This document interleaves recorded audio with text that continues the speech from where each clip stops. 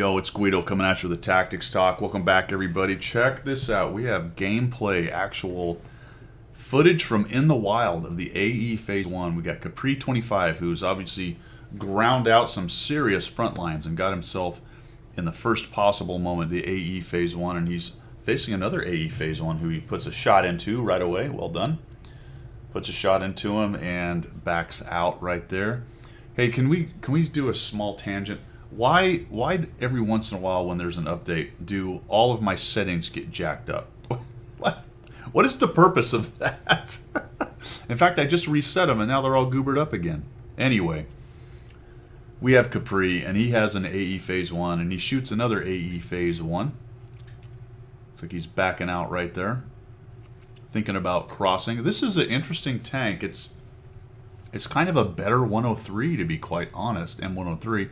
From what I can tell, it's got a 400 alpha gun. Pen for days. I mean, look at this. He's got 258 standard, and he loads up the heat, and he's dropping 340 on the penetration. Not quite as tall as the 103. It does have a weak spot. It's got that little tiny hatch, but it doesn't have the massive top and the weird angle that the 103 does. So it seems to not have as bad a weakness. Now, check this out. We got Capri kind of moving in here, and he finds this little window. And remember that his weak spot's on the right side of his turret right there, so not really accessible or easily accessible. It's hard for me to get around there and show that to you. But he sneaks one into this AMX, and then he finds all kinds of other targets hanging out back here. We've got a 257 who's going to eat one in the side right there. He gets 244. The AMX thinks, well, this is a bummer. I need to get out of here. He's trying to back.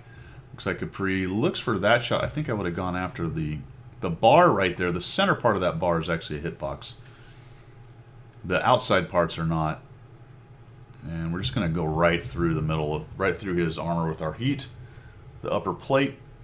And now the 100.01 is playing games. And with heat, you're going to go right through that guy's turret. You can find a shot maybe even in the upper plate or sneak one into the lower plate. Boom. Little bounce on that one. We get to the upper one. Decently quick reload for a heavy. Because it's rolling the 400 alpha, it'll reload a little bit faster. And looking for another shot on the one. So you can see it's a pretty darn good hold down tank. They're going to do a lot of bouncing off of him. Tries to get one on the 7501 weak spot, but doesn't quite get there. Those rounded hatches are tricky. You get too far to one side or the other, you can get into auto bounce areas. Puts one into him that time, though, for another 358. That's a considerable low roll.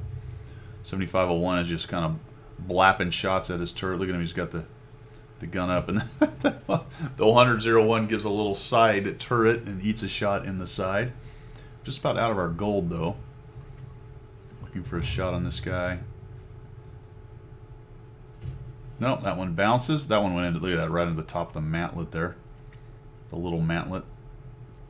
Or at least the part that's got the covering on it. And despite his rocking and rolling and flailing, he actually takes one that time right through the hatch. Oh, look at this. We've got a Centurion that's come up. At this point, I was thinking, well, why do they continue to allow Capri to sit here and dominate them in this hold down spot? I don't know if that Centurion's trying to get into his... Yeah, they are shooting. Look at all the shots on the top of his turret that he's been able to bounce. There was one HE shot. Now, this is what they needed to do a while ago. They come around here, they put a shot on Capri. Now they're around behind him. But watch Capri just dominate these poor guys. He comes in here. We've got this Centurion. We'll take him down. Taking shots from every direction. Centurion tries to... No, don't kill me. And he runs into his buddy who's... stops him for a Capri to get a shot. The 7501. Somebody bounces. The object bounces. This guy comes around to the front. I don't know why he came around to the front. I can't figure that out. Was there somebody behind him that was scaring him? No idea why he came around the front, but he goes around the front and dies anyway. Now Capri's got this 257 looking for a shot on this guy.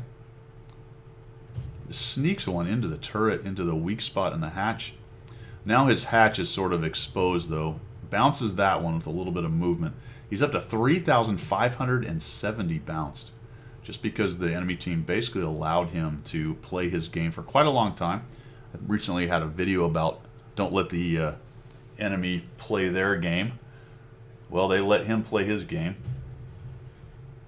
Puts a shot in there, and then he just sort of tempts him, a little rocking back and forth, but the guy does a nice job of aiming and takes him down with a heat shot into, it looks like, his hatch up there, potentially.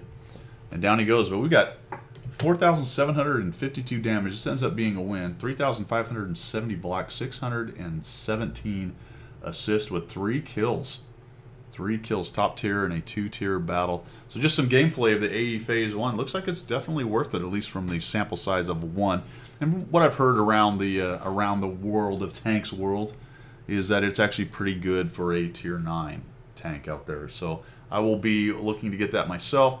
For a while I figured I wouldn't do it, but I made a big push this last episode on episode 8, and I've only got 2 more prestige levels to go, so I'll either get them both this next time on the 9th episode, or I'll finish it up on the 10th episode and get it myself. But thanks for sending that in. Capri 25 from Clan K Rush or Crush. Pretty cool, man. Pretty cool. I like the AE Phase 1. Looks like it's going to be a fun tier 9 tank. I didn't mention it, but it's got that crazy two separate track areas on it. So kind of a cool looking tank. All right, guys. Thanks for tuning in. I appreciate it. As always, keep supporting the channel, and we will see ya.